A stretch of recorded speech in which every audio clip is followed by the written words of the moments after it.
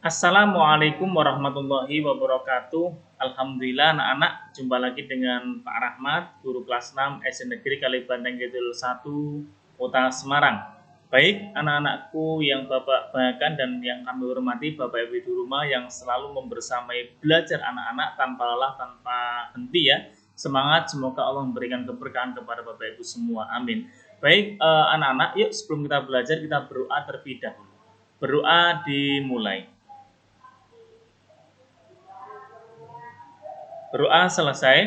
Baik anak-anak, kemarin anak-anak sudah belajar subtematika ya, yang pembelajaran 1, pembelajaran 2, pembelajaran 3, dan sekarang kita ke pembelajaran 4 anak-anak. Nah, tahukah anak-anak bahwa persatuan dan kesatuan merupakan modal dasar untuk mencapai yang namanya kesejahteraan rakyat? Mengapa? Yuk kita pelajari bersama-sama anak-anak ya. Jadi kita pelajari dulu. Ya, mari kita pelajari. Sikap yang ingin diharapkan pada pertemuan kali ini adalah anak-anak memiliki sikap peduli. Anak-anak juga memiliki sikap santun. Selain itu, di sisi pengetahuannya, anak-anak diharapkan bisa mencari informasi penting menggunakan kata tanya apa, mengapa, siapa, kapan, bagaimana ya. Kemudian, di sini nanti anak-anak juga diharapkan masih bisa mempelajari yang namanya kosakata baku, kemudian manfaat persatuan dan kesatuan, serta bilangan persen anak-anak ya. Baik, untuk anak-anak, yuk keterampilan yang kita punya sekarang adalah keterampilan menulis, mengomunikasikan hasil, dan memecahkan masalah. Ya, oke anak-anak, mari kita membaca dulu ya. Pak Rahmat bantu membaca ya. Mengapa persatuan dan kesatuan penting untuk kesejahteraan umum? Ya, persatuan Indonesia sangat penting loh, lihat di situ. Penduduk Indonesia yang terdiri dari beragam suku bangsa tersebar di seluruh wilayah kepulauan Indonesia. Persatuan dalam keberagaman merupakan modal utama dalam mencapai masyarakat sejahtera. Jadi kata kuncinya adalah persatuan adalah kata kunci atau modal utama untuk mencapai masyarakat yang sejahtera. Nah, baik anak-anak, sekarang tolong dibaca dalam 1 menit. Ya, setelah itu anak-anak mencari informasinya dalam peta konsep pemikiran, peta pikiran menggunakan apa, mengapa, siapa, bagaimana, dan tentunya menggunakan kalimat efektif ya. Silakan dibaca.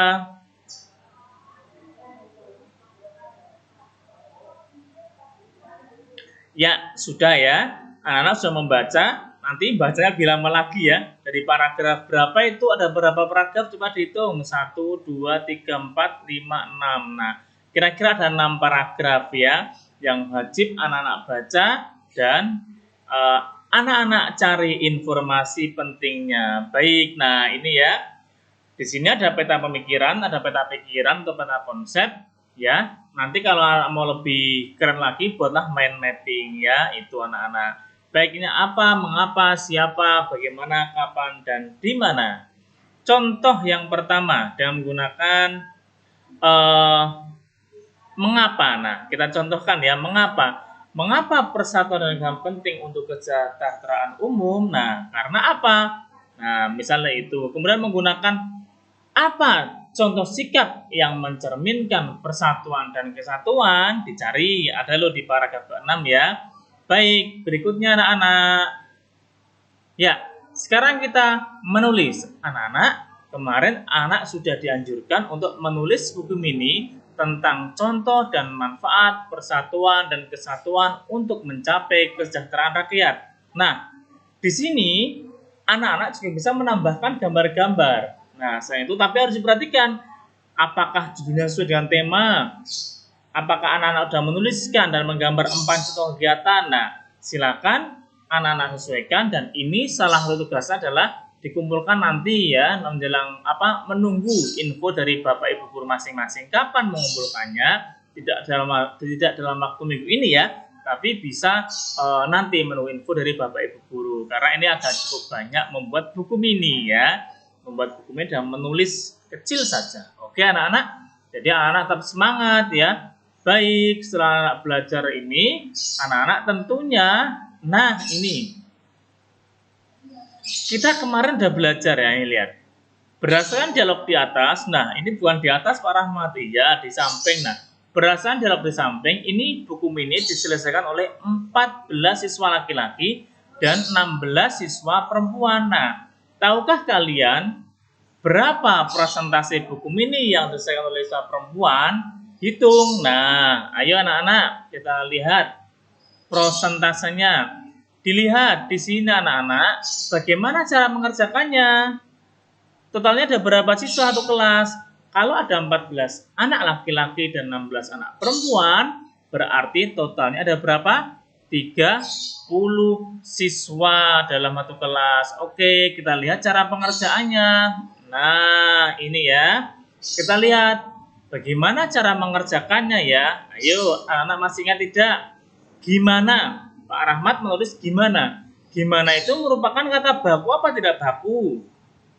Kalau kemarin contohnya kan ada enggak, Pak. Nah, enggak itu kan tidak baku, bakunya tidak. Nah, kalau gimana? Baku tidak, anak-anak. Gimana itu adalah bentuk tidak baku. Bentuk bakunya adalah bagaimana. Nah, bagaimana cara mengerjakannya ya? Oke, ini ya. Kita lihat dulu. Persentase adalah cara untuk mengekspresikan sebuah angka sebagai bagian dari keseluruhan. Nah, untuk menghitung persentase, kita melihat keseluruhan tersebut sebagai 100%. Jadi, siswa di kelas itu ada 30 orang. 30 orang itu berarti berapa persen? 30 orang itu berarti adalah 100%. Nah, gitu kita lihat. Jumlah laki-laki. Oh, laki-laki dulu perempuan ya. Perempuan dulu lihat soalnya. Nah, ini perempuan.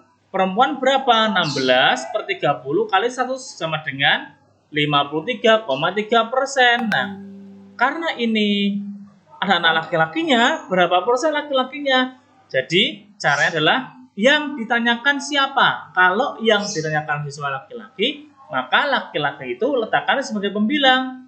Dan sebagai penyebutnya adalah jumlah keseluruhan dalam satu kelas. Ingat gimana caranya? Oh, gimana lagi?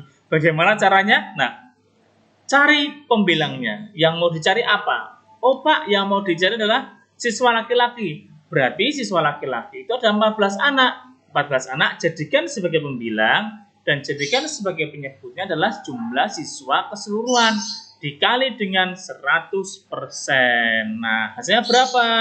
46,7%. Nah, itu anak-anak ya. Anak-anak berarti mengerjakan di rumah ya. Berarti cara perkalian. Nah, anak-anak akan bisa mengerjakan persen dan persentase lainnya ataupun soal-soal matematika lainnya kalau anak-anak sudah bisa yang namanya penjumlahan, pengurangan, perkalian, dan pembagian. 4 paket itu anak-anak wajib bisa kalau anak-anak ingin lancar dalam belajar matematika. Nah, itu ya. Selanjutnya apa, Pak? Nah, ini. Ayo kita berlatih. Kemarin Bu Guru kan sudah memberitahu kalau anak-anak belajar persen itu ada di mana? Biasanya di toko belanjaan atau di mall atau di toko. Nah, diskon tuh 50%. Nah, diskonnya 50%, berarti dapat potongan harga 50%. Nah, persentasenya sampai 50, jadi separuhnya ya. Nah, ayo berarti. Edo membeli 1 lusin donat dalam 1 kotak. Donat tersebut ada 2 rasa stroberi, 3 rasa coklat, dan 6 rasa mocha, serta 1 rasa keju. Pak Guru beri contoh 1 ya. Berarti totalnya ada berapa donat di situ? Nah, totalnya ada berapa donat? Ada 1 lusin Pak Guru. Nah, 1 lusin berarti berapa buah 1 lusin? 1 lusin itu ada 12 buah. Berapa anak-anak? 1 lusin berapa buah? 1 lusin ada 12 buah. Nah, 1 lusin 12 buah kan? Maka Pak Guru beri contoh yang rasa mocha. Rasa mocha ada berapa donat? Ayo dilihat. Rasa mocha ada 6 donat. Maka ingat yang dicari jadikan apa tadi? Jadikan pembilang. Jadi 6 sebagai pembilang, penyebutnya adalah jumlah keseluruhan. Berapa jumlah keseluruhannya, Pak? Jumlah keseluruhannya ada 12. Maka caranya adalah 6 per 12 dikali tadi pengalinya berapa? 100%. Nah, jadi 6 per 12 kita sederhanakan jadi Berapa? Hayo bentuk sederhananya. Menggunakan apa namanya FPB ya untuk menyederhanakan. Berarti adalah 1/2. Setengah kali 100%, maka hasilnya yang donat rasa mocha adalah 50%. Selamat untuk anak-anak. Oke ya. Itu yang lain bagaimana Pak? Yang lain coba dikerjakan sendiri, dilatih sendiri bersama orang tua dan mungkin kakak ataupun adik. Nanti kalau kurang tanya boleh tanya ke Pak Guru, Bu Guru ya. Itu anak-anak. Jadi itu ada soal di situ. Silakan anak-anak kerjakan sesuai dengan buku tema 2, subtema 3, pembelajaran 4. Oke. Nah, silakan itu anak-anak ya. Selamat belajar dan selamat menikmati. Oh iya, hari ini kita sudah belajar apa tadi? Yang pertama, hari ini kita sudah belajar tentang mencari informasi, ya itu yang pertama. Kemudian belajar yang kedua adalah apa tadi? Tentang kata baku. Tadi Pak Guru menyinggung istilah gimana ya itu kata baku dan kata tidak baku. Kemudian yang ketiga kita belajar tentang persentase ya, persentase. Kemudian tadi ada juga sempat mengulas kembali sedikit terkait dengan yang namanya buku mini ya. Jadi anak-anak silakan anak-anak belajar di rumah. Selamat belajar ya. Tetap jaga kesehatan, jaga iman dan jaga imunitasnya. Mari saling memotivasi dan menginspirasi demi kebaikan negeri dan semoga kita selalu dalam kebaikan dan keberkahan. Amin ya. Selamat belajar anak-anak. Jangan lupa tetap semangat dan tetap sehat. Semangat. Assalamualaikum warahmatullahi wabarakatuh.